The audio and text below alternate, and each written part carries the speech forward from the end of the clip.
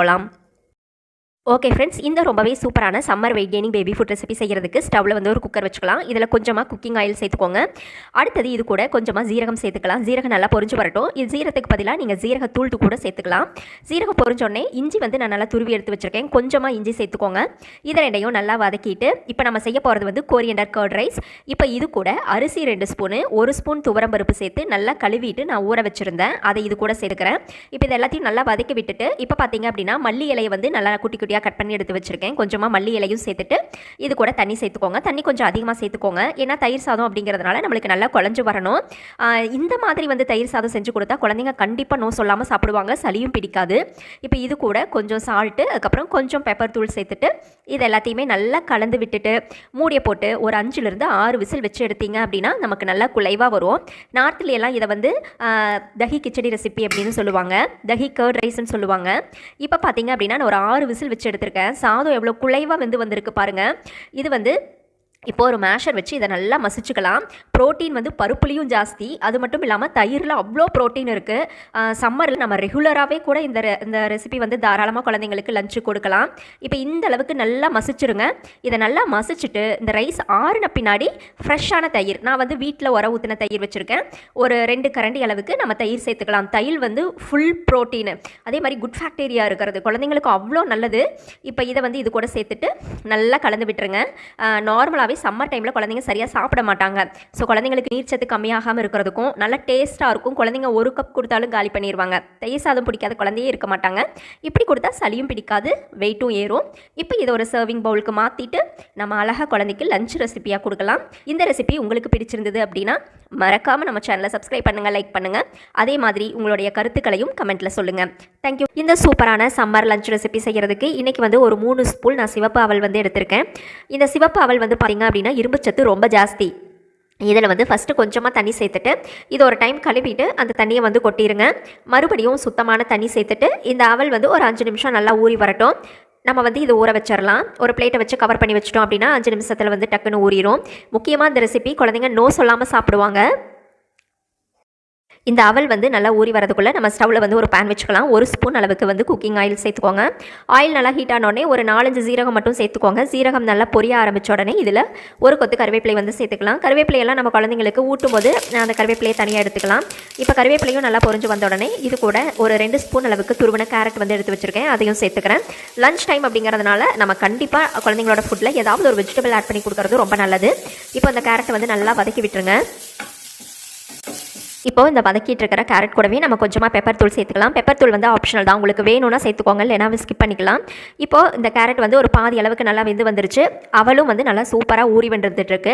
நான் எடுத்துருக்கிறது இன்றைக்கி லேஸ் அவல் தான், அதனால் தண்ணி ஊற்றின உடனே அது வந்து நல்லா ஊறிடும். ரொம்ப நேரம்லாம் ஊற வைக்க தேவையில்லை. இப்போ இதையும் சேர்த்து கேரட் கூட நல்லா வதக்கி விட்டுட்டு இந்த கேரட்டும் அவளும் வேகிற அளவுக்கு கொஞ்சமாக தண்ணி சேர்த்துட்டு இது ஒரு 2 மினிட்ஸ் மட்டும் நம்ம வேக வச்சா போதும். ரொம்ப நேரம்லாம் வேக வைக்க தேவையில்லை. அவள் ஆல்ரெடி நல்லா ஊறி வந்துட்டுருக்கு. ஒரு 2 மினிட்ஸ் மட்டும் இந்த கேரட்டும் அவளும் வந்து நல்லா வெந்து வரட்டும். நம்ம வந்து இந்த மாதிரி நல்லா கலந்து விட்டுறலாம். இப்போ இது கூட டேஸ்ட்டுக்காக இந்த டைமில் கொஞ்சமாக சால்ட் சேர்த்துக்கோங்க. இப்போ இந்த கேரட் அவல் ரெண்டுமே நல்லா வெந்து வந்த பின்னாடி ஒரு மேஷர் வச்சு நல்லா மசிச்சு விட்டுருங்க. அவல் ஆல்ரெடி மசிஞ்சுதான் இருக்குது. இந்த கேரட்டும் வந்து நல்லா மசிஞ்சு வரதுக்காக இந்த மாதிரி ஒரு மேஷர் வச்சு நல்லா மசிச்சுட்டு இப்போ பார்த்தீங்கன்னா நான் இந்த அளவுக்கு மசிச்சுட்டேன். இப்போது ஸ்டவெல்லாம் ஆஃப் பண்ணியாச்சு. இது வந்து நல்லா ஆறி வரட்டும்.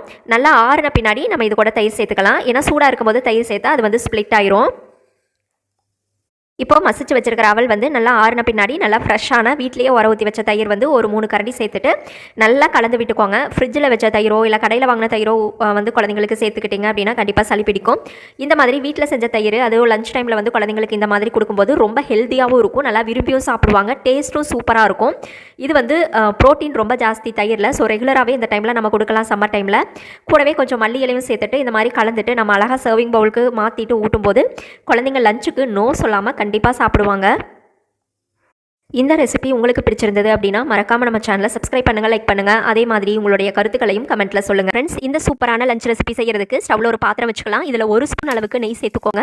நெய் நல்லா மெல்ட் ஆன உடனே இதுல கொஞ்சமா சீரகம் சேர்த்து தாளிச்சுக்கோங்க. இது கூடவே கொஞ்சம் ஆனியன், அதுக்கப்புறம் பொடிசா கட் பண்ண பூண்டு அதையும் சேர்த்து தாளிச்சுட்டு இன்னைக்கு வந்து பாத்தீங்க அப்படின்னா நான் சிவப்பு அவல் அதுக்கப்புறம் பாசிப்பருப்பு ஒரு 3 ஸ்பூன் சிவப்பு அவலுக்கு 1 ஸ்பூன் பாசிப்பருப்பு சேர்த்து நல்லா ஊற வச்சிருந்தேன். அதை வந்து இது கூட சேர்த்துட்டு தேவையான அளவுக்கு தண்ணியும் சேர்த்துட்டு ஃபர்ஸ்ட் இதை வந்து நம்ம நல்லா வேக வச்சுக்கலாம். இது கூடவே டேஸ்ட்டுக்கு கொஞ்சம் சால்ட்டு, அதுக்கப்புறம் கொஞ்சம் பெப்பர் தூள் சேர்த்து ஃபஸ்ட்டு இந்த அவல், அதுக்கப்புறம் பாசிப்பருப்பு 2யுமே நல்லா வேக வச்சுருங்க. இதை வந்து ஒரு பிளேட் வச்சு நம்ம க்ளோஸ் பண்ணி வச்சுட்டோம் அப்படின்னா, நமக்கு பாசிப்பருப்பு வேகிறதுக்கு வந்து ஒரு 5லேருந்து 6 நிமிஷம் ஆகும். இது நல்லா குலைவாக வெந்து வரட்டும். இப்போ பார்த்தீங்கன்னா, இந்த அவல் அதுக்கப்புறம் பாசிப்பருப்பு 2மே வந்து நல்லா குலைவாக வெந்து வந்துட்டுருக்கு.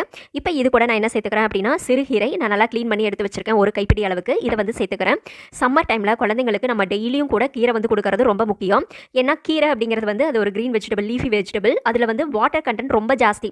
ஸோ குழந்தைங்களோட பாடி வந்து டீஹைட்ரேட் ஆகாமல் பார்த்துக்கும். ப்ளஸ் இரும்பு சத்து, அயன் வந்து ரொம்ப அதிகம். நமக்கு அவலில் பார்த்தீங்க அப்படின்னா அதுலேயுமே அயன் ரொம்ப அதிகமாக இருக்கும். எப்போயுமே வந்து நம்ம ரைஸ் கூட சேர்த்து தான் கீரை கொடுப்போம். இந்த மாதிரி அவல் பருப்பு கூட சேர்த்து கொடுக்கும்போதும் ரொம்ப ப்ரோட்டீன் ரிச்சாகவும் இருக்கும், அயன் ரிச்சாகவும் இருக்கும் இந்த ஃபுட்டு. இப்போ இந்த கீரையும் வேகிற அளவுக்கு நம்ம கொஞ்சமாக தண்ணி சேர்த்துட்டு ஒரு 5 நிமிஷம் வச்சிருந்தா போதும். கீரை வந்து நல்லா வெந்து வந்துடும். பருப்பு வெந்ததுக்கப்புறம் கீரை சேர்த்துக்கோங்க, இல்லைனா பருப்பு முழுசாக இருக்கும், அது வந்து வெந்து வராது. இப்போ ஒரு 5 நிமிஷம் அந்த பருப்பு அதுக்கப்புறம் கீரை எல்லாத்தையுமே சேர்த்து நம்ம நல்லா வேக வச்சுக்கலாம். இப்போ பார்த்தீங்க அப்படின்னா அந்த கீரை, அவல், பருப்பு எல்லாமே சேர்ந்து நல்லா குலைவாக வெந்து வந்துட்டுருக்கு. நல்லா மசிஞ்சு வர அளவுக்கு வெந்து வந்துருச்சு. இப்போ நம்ம ஒரு மேஷர் வச்சு இது எல்லாத்தையுமே நல்லா மசிச்சுக்கலாம். உங்கள் குழந்தை கொஞ்சம் ஓரளவுக்கு மென்று சாப்பிடுவாங்க அப்படின்னா நீங்கள் நல்லா மசிச்சு கொடுக்கலாம். இல்லை கொஞ்சம் கூட மென்று சாப்பிட மாட்டாங்க அப்படிங்கிற மாதிரி குழந்தைங்களுக்கு நீங்கள் மிக்சியில் போட்டு ஒரு 2 பல்ஸ் விட்டு கூட தாராளமாக கொடுக்கலாம். இப்போ பாருங்கள், நான் இந்த அளவுக்கு நல்லா மசிச்சு எடுத்து வச்சிருக்கேன். இப்போ இதை சர்விங் பவுலுக்கு மாற்றிட்டு ஒரு மிதமான சூட்டில் நம்ம அழகாக குழந்தைங்களுக்கு ஊட்டி விடலாம். இதில் நெய் சேர்த்துருக்கோம், கீரை சேர்த்துருக்கோம், பருப்பு சேர்த்துருக்கோம். ஸோ குழந்தைங்களுக்கு சூப்பராகவே வெயிட் கெய்னிங் ஆகும். இந்த ரெசிபி உங்களுக்கு பிடிச்சிருந்தது அப்படின்னா மறக்காமல் நம்ம சேனலை சப்ஸ்கிரைப் பண்ணுங்கள், லைக் பண்ணுங்கள். அதே மாதிரி உங்களுடைய கருத்துக்களையும் கமெண்ட்டில் சொல்லுங்கள். Thank you friends.